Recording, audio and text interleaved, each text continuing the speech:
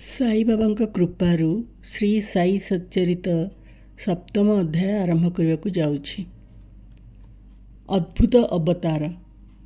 श्री साई बाबा समस्त योग क्रिया रे पारदर्शी थिले। 6 प्रकार क्रियार से अधिकारी थिले। यह मध्य विशेष क्रिया हेउछि धौती, जहाँ 3 इंच प्रस्थ और 22.5 फुट लंबर गोटे ओदा कन्या को पेट भितर पुराई सफा करने क्रिया। खंडयोग शरीर अवयव गुड़ी को पृथक पृथक करी पुणी पूर्ववत जोड़िबा एवं समाधि आदि अंतर्भुक्त। जदि बाबा को हिंदू बोली कहा जाए ताहेले स्वरूपरु से मुसलमान भली जना पड़ुथिले। तेणु केही भी ठीक करी कहि पार नथिले जे से हिंदू ना मुसलमान।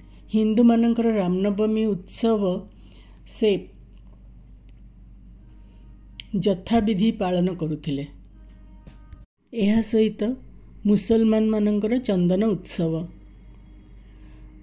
रे अंशग्रहण करुथिबा मल्ल योद्धा माननकु से प्रोत्साहित करुथिले एवं विजेता माननकु पुरस्कृत करुथिले।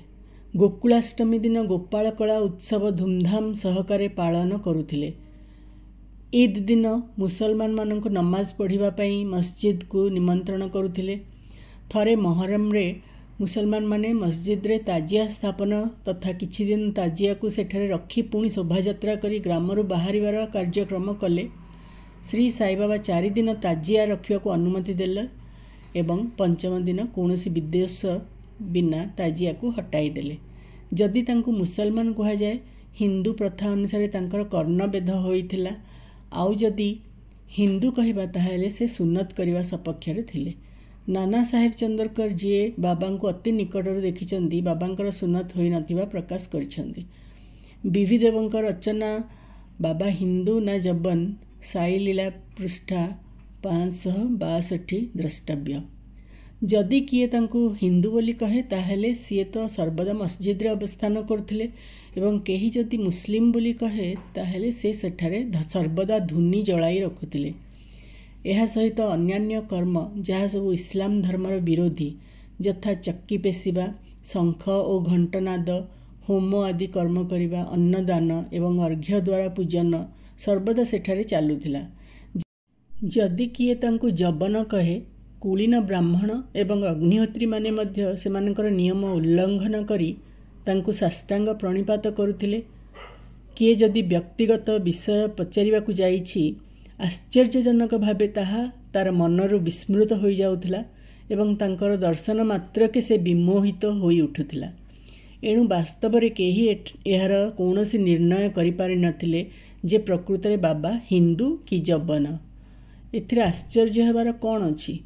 जिए अहं एवं इंद्रिय जनित सुख को जलांजलि देई ईश्वरंक शरण रे चली जाए तथा जेतेबेले तांकर ईश्वरंक सह अभिन्नता प्राप्त हुए सेतेबेले तांकर कौनसी जाति धर्म रहे नहीं।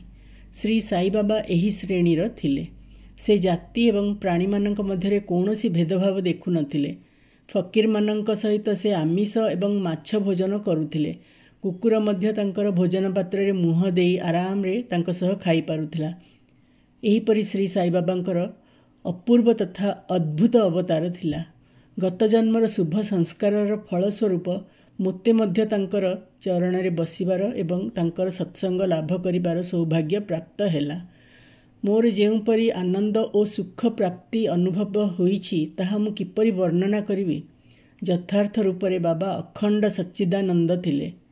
तांकर महानता एवं अद्वितीयतार किए वर्णना करि परिबो। जिए तांकर चरण कमलर शरण नेइछि से आत्म साक्षात्कार लाभ करिछि। अनेक सन्यासी साधक एवं मुमुक्षुजन साई बाबा पाखक आसुथिले। बाबा मध्य सेमानक सहित मिसुथिले, बसुथिले एवं वार्तालाप करी सेमानकर मनोरंजन करुथिले। अल्लाह मालिक सर्वदा तांकर कंठरे विराजमान थिला। से केबे भी विवाद एवं मतभेद रे पशु नथिले एवं सर्वदा शांत और स्थिर रहुथिले।